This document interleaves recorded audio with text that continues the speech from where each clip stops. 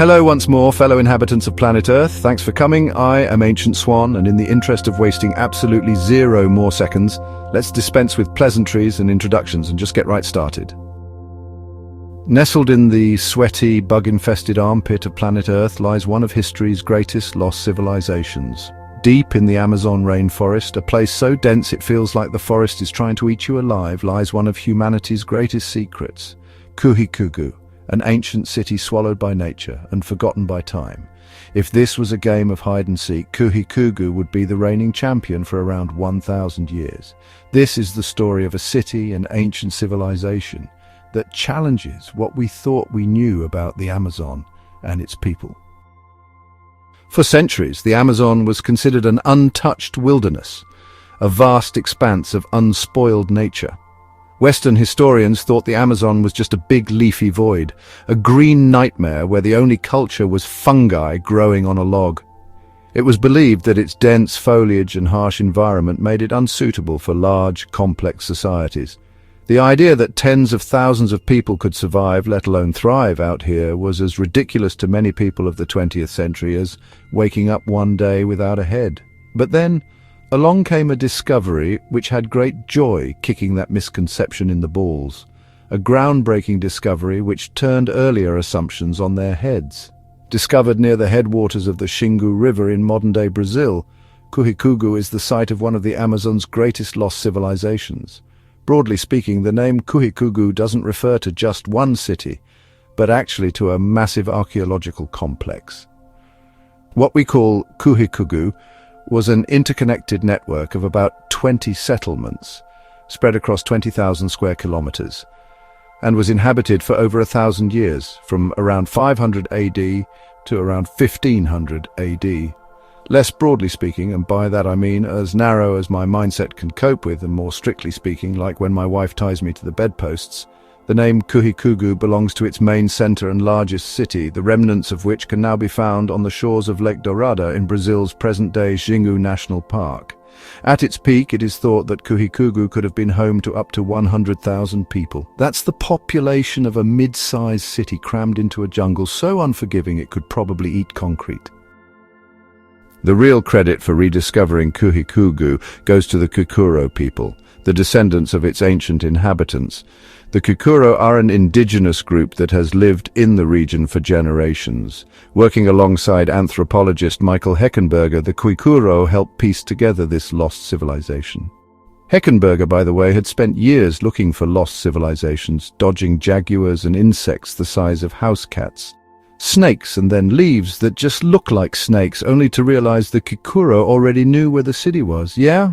They probably said to him, "It's right over there, mate, just behind those 10 billion trees. Try not to die on your way over. Please stop licking the bright orange frog." And just like that, the Kikuro pointed Mr. Heckenberger to the remains of an ancient society hidden beneath the forest floor. Thanks to modern technology like LiDAR, which is basically like giving archaeologists X-ray vision, researchers revealed the extent of Kuhikugu's urban planning. Turns out Kuhikugu was an overachiever. The people of both this city and also its wider society were masters of their universe. They had roads, actual roads, with bridges, as well as defensive structures and even agricultural systems. They farmed fish, for crying out loud. Fish farming in the Amazon. Meanwhile, I've killed every houseplant I've ever owned. It's mental. I can barely even meal prep for the coming week without crying. One constant and recurring lesson I learn as I research these videos is that I suck at life, and I'm also just not very good at being a man, or even a human. Certainly nowhere near as good as our ancestors, who are probably rolling in their graves and letting out yet another sigh as I type this paragraph. What made Kuhikugu extraordinary was its sophisticated infrastructure. The towns were laid out in circular patterns, connected by a network of roads and bridges. These folks also built massive defensive ditches and palisades around some of the settlements, presumably because even in the middle of the rainforest, someone's always trying to nick your stuff. If the people of Kuhikugu were still around today, they'd probably be the ones inventing anti-theft umbrellas or something equally impressive. Honestly, I suspect someone recently stole a hoodie off my washing line and I'm absolutely f***ing livid about it. I 1,000,000% could do with a Kuhikugu warrior guarding my stuff right now. Unrelated, but a few months ago my Calvin Klein underwear went missing too, and I'm just like, who f***ing does that? Who steals pants? Seriously. Anyway, one thing about its engineering that sets Kuhikugu apart from other great civilizations of pre-Columbian Americas are the elongated, horizontal monuments. Unlike other peoples of this continent who dedicated their time and resources to building great big pointy pyramid things, the peoples at Kuhikugu instead built great long monuments to their gods on the ground. Some researchers theorize that this may be because pyramids are generally a bit harder to maintain in a rainforest, and by harder, I mean nigh on bloody impossible. Or maybe, as less intelligent but equally loud people on the interweb have theorized, maybe the people at Kuhikugu just didn't have the phone number of the nearest alien civilization on hand. And you can't build pyramids without a spaceship. Yes, I did just make a typo there. No, I'm not going to fix it. The Kuhikugu people today are the direct descendants of Kuhikugu's ancient inhabitants. However, they have very little interest in moving to Scotland to watch after my washing line, which is a shame. Their language, customs and traditions are living links to the forgotten past of this once great network of cities and towns. Through their stories, we gain a glimpse into the lives of those who once called Kuhikugu home. Now, keep watching, because within the next 30 seconds or so, we're going to jump into the conspiracy theories, and f*** me, absolutely senseless if those aren't the best bits. Before that, though, don't mind me while I take a mere nothing out of our time to mention today's sponsor, who are Hire. Hire are a wholesale company whose entire business revolves around making high amounts of customized goods for you and your business. Whatever it is you may sell, 1,000,000,000% guaranteed that Hire can customize it for you with your own brand design, your own company logo, whatever it is you like to print, and wherever you like to print it, Hire will do that for you. No problems at all. It's how they pay their bills. So contact Hire if you've got something you and your own business would also like to make. At this point, I was going to show you an AncientSwan hoodie I'd got them to make me, but it's gone missing, and as I think I already mentioned, I suspect that some sticky-fingered thieving little prick may have stolen it off my washing line, which I could not be less than impressed with. Anyway, that's Hire. Rely on them for all your custom needs. Just don't rely on my neighbors to let you keep it to yourself. And that's the sponsor over. Thanks for sticking with me. Bish bash bosh, job done, and back to the video. Now, we were talking about the descendants of those folk who once lived at Kuhikugu, the Kuikoro, and the stories they have done so well in passing down from generation to generation. One particular Kuikoro story, which has been passed down through generations, is the tale of a great city in the jungle, a place of abundance, culture and community, probably also a spot where you could stub your toe on ancient pottery because they left that everywhere too. In fact, this oral history aligns with the descriptions of the lost city of Z, a legendary metropolis that captured the imagination of explorers like Percy Fawcett, who strongly believed in the legends of Z. In the early 20th century, Fawcett ventured into the Amazon in search of this mythical city. Spoiler alert, he didn't find it. In fact, he disappeared into the jungle faster than my willpower at a buffet. Honestly, who does that? It's like walking into the ocean without floaties and expecting to discover Atlantis. Fawcett's belief in a sophisticated jungle society was dismissed as lunacy by his peers at the time, until, Kuhikugu turned out to exist. So jokes on them, but also jokes on Fawcett because he still didn't find it. Fawcett had a kind of Indiana Jones energy. His obsession with the lost city of Z may have ended in tragedy, but ironically, Kuhikugu might have been the city he was looking for all along.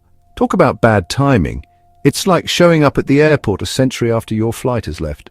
And then there's my own personal theory, which I very literally just came up with, like 3 seconds ago. Hear me out, we've already discussed that lost city of Z.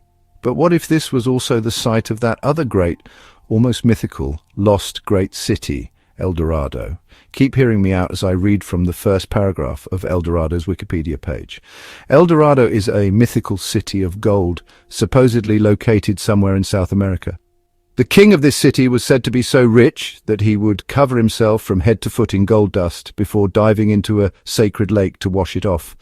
The legend was first recorded in the 16th century by Spanish colonists in the Americas.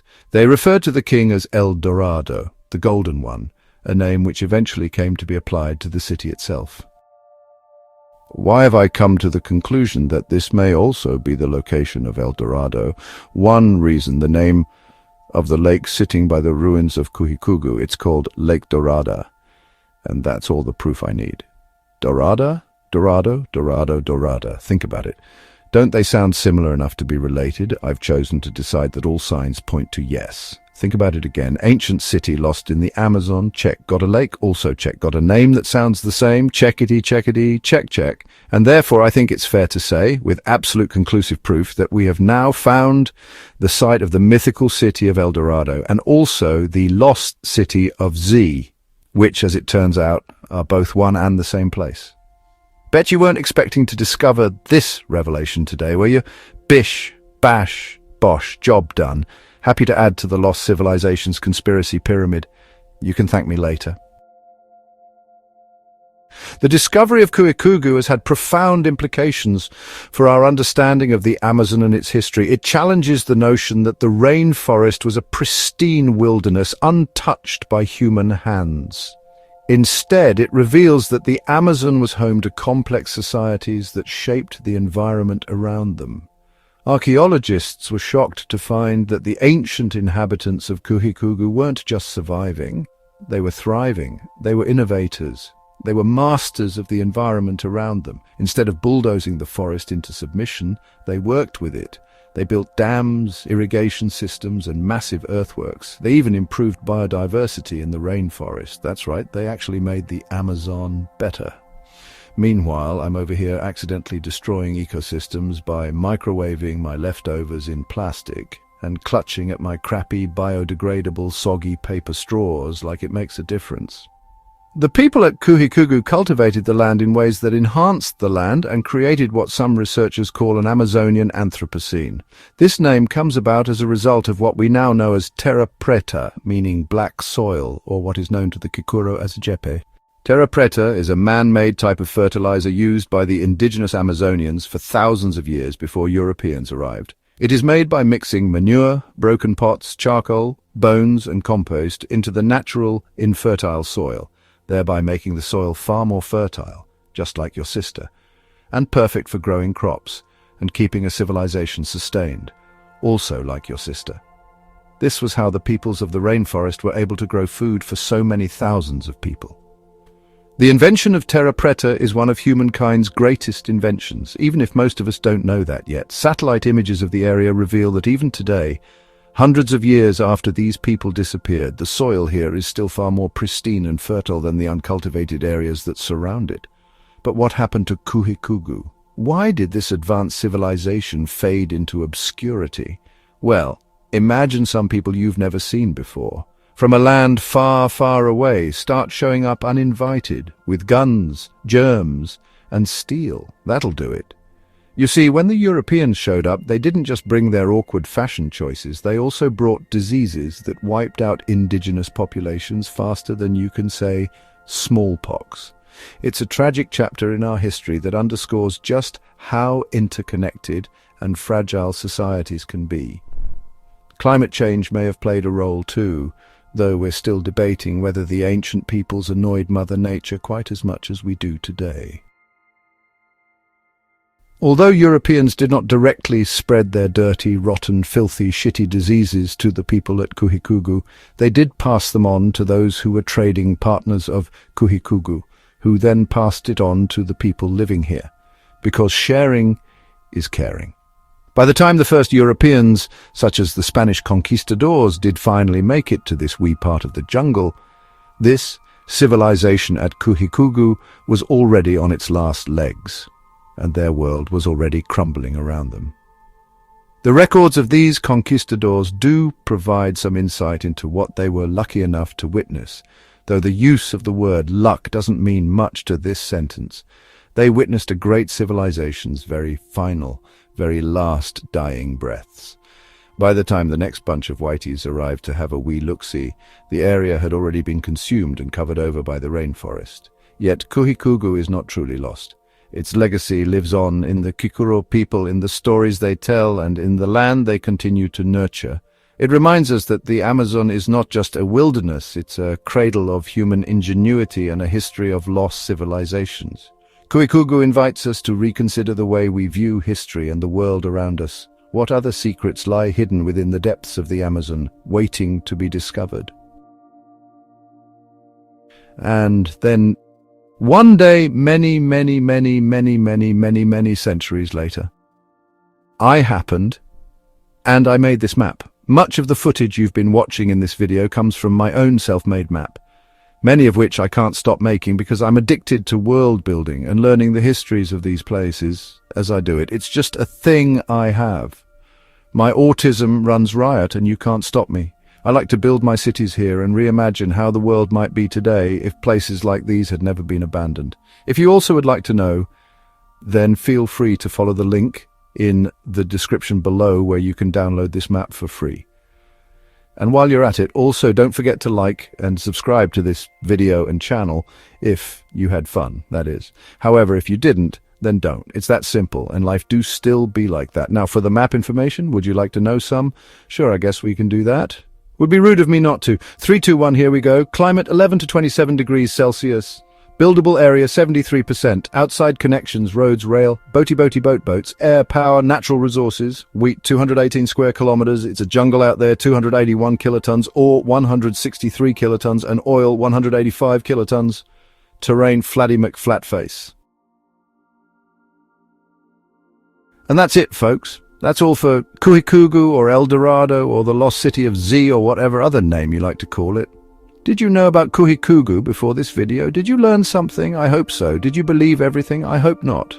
Whatever you think, leave me a comment below. All comments are appreciated, even the pissy ones explaining why you just unsubbed because you were not amused by the humor or something keyboard bash something.